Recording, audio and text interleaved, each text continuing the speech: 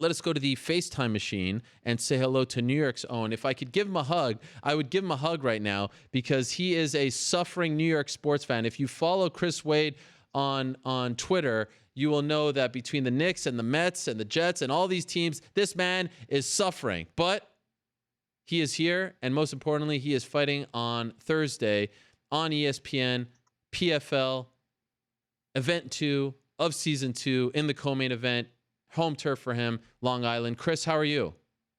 What's up, brother? How you doing? I'm doing great. I'm happy to have you on because actually I wanted to let you know that everything's going to be okay. You were very upset last week about the Knicks getting the third pick, but I want you to know it's going to be okay. We got R.J. Barrett, man. This is good. He's going to be better than Zion Williamson. I'm going to take your word for it, but I really wanted two to come through for us. I wanted Ja Morant after seeing what he did in the tournament. I would have taken Zion or him, but Barrett just has me a little bit nervous. I feel like they're going to trade this pick, Ariel. No. Trade the pick for AD? I think they are. By the way, not a bad consolation. If they traded for AD, I think I could live with it. I don't want. I want to build slowly. I don't want to ship the entire team away. I will admit I don't have a lot of faith in the brass, but I feel like good things are coming. I feel like this time things are different.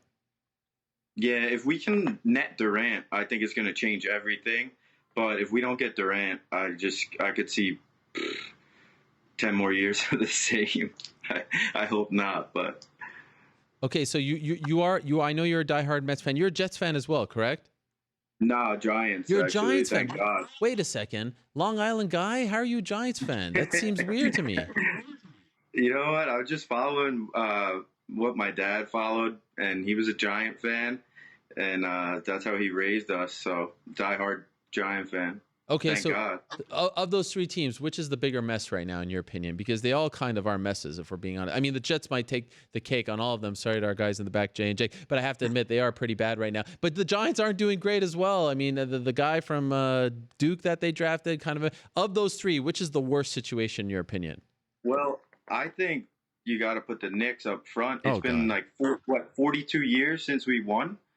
I've never seen a title. Have you ever seen a title? 46, No. actually, 1973. 46. Okay, yep.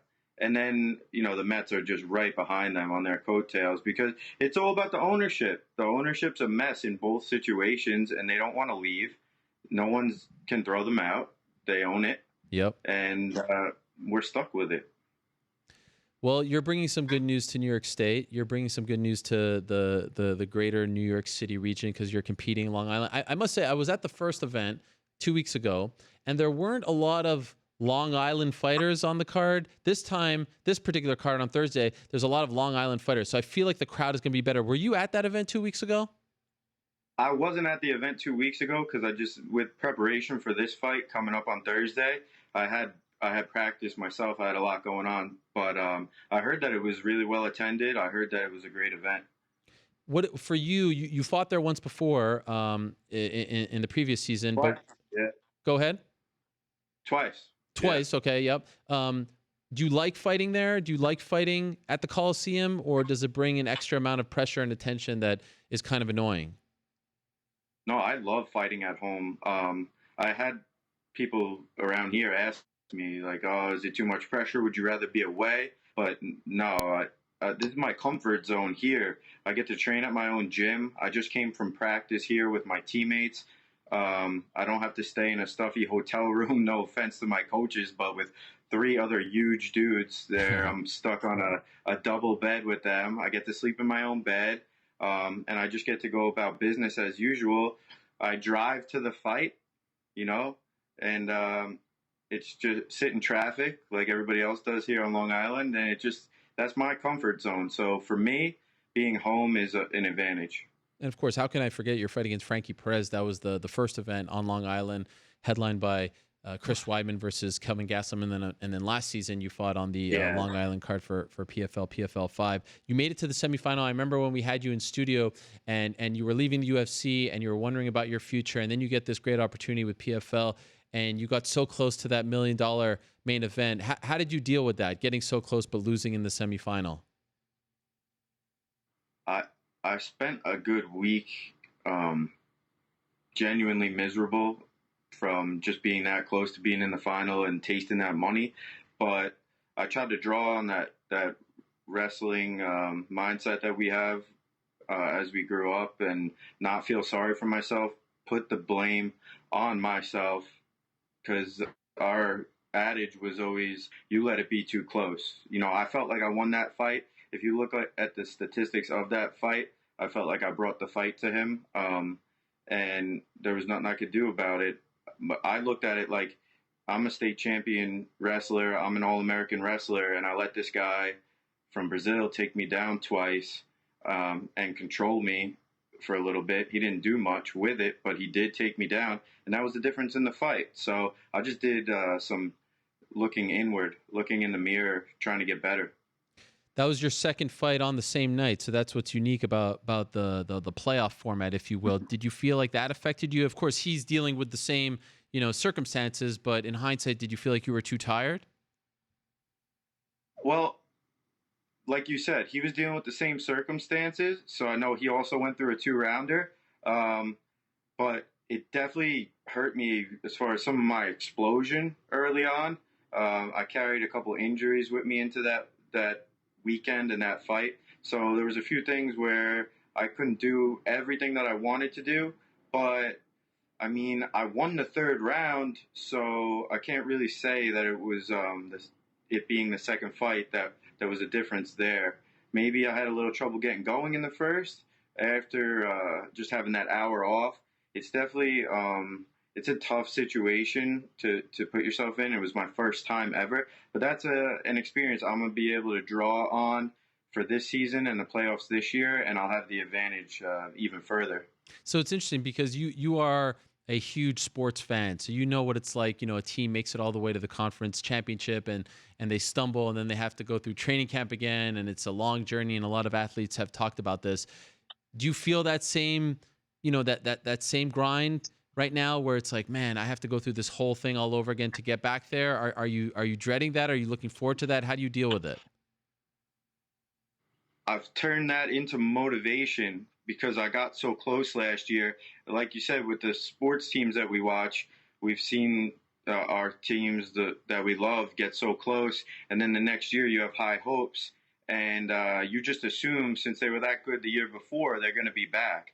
But you can't just assume that. I've been working in the gym with my team since, I gave myself a little time off. I came back around like February, and I've just been busting it since. And my mindset is that I just want Natan again. I just see that he and I are going to clash again, whether it be the semis or the finals. And I just want to right that. I mean, I got 2 losses on my record to him, and I got to get him back. I have to. What do you know about Nate Andrews? 15-1, solid guy, getting this big opportunity as well against a name like yourself. How much do you know about him? We've done our due diligence on him. I know that he's got a great record, but I also know that he's a little bit older than me. He's 35, and he comes from CES, which it's a long running promotion up here, but he never really took a jump to a bigger promotion and tested himself. If you look at some of the guys that he's fought recently and their record, it's 15-16, guys like that. And I mean, I have fights against guys in the UFC. I have fights against guys in the PFL. I have fights even back to Ring of Combat against Frankie Perez. I think our records and who we fought, it just it doesn't compare. I'm looking forward to this. Is a loaded card, by the way. If anyone hasn't checked it out yet, because there's just so much going on. I mean, names like Lance Palmer, yourself, Andre Harrison, Ramsey Nijem, Hanis Torres. There's just a ton. Rashid Magomedov, Nan Schultz, Damon Jackson, Jeremy Kennedy, who just signed Steven Siler. I mean, a lot of big names. There you see the lineup right over there. It goes down this Thursday, 7 p.m. on ESPN2, main card on ESPN+. You're on the main card. Your co-main event. Schultz is on the prelims, so maybe that's a sign of things to come about where things stand right now for season 2. I appreciate you doing this, Chris, on short notice. And also, by the way, don't worry, it's going to be okay. We're getting Kyrie, we're getting KD, we're getting RJ. Don't worry, my man. I got you. In the Knicks, I trust, and I need your trust as well. All right? Yeah, I trust you, but I need you to work me for this because I just don't trust it. I don't trust them, Ariel. Believe, Chris. We'll do this together. We'll get through it together. We try that. The Mets fans try that. You gotta believe, but Yes. it goes sideways. I don't know. I can't help it. All right. Well, first things first, your fight on Thursday. Good luck to you. I'll be watching. Looking forward to it. Thank you, Ariel.